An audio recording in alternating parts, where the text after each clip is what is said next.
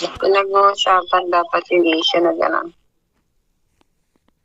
Parang nagtatago siya sa problema. Nagtatago siya sa pan. Hindi ko makuha kung ano yung sasagot niya sa akin. Hindi, dalawang bagay lang yan, Gin, no? Kaya siya gano'n.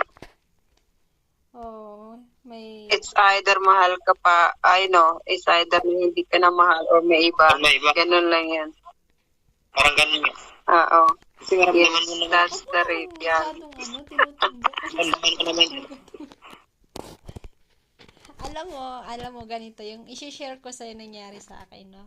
Nung 6 years boyfriend ko, before yan si Joshua, ano yan siya, tawag dito kami pa, may bago na, nakita ko na lang sa Facebook. Yun yung napakahirap mag-move on. Gusto ko na nga lang tapusin na lang yung buhay ko. Kasi Rose, ang sakit nun. sabi kong ganun,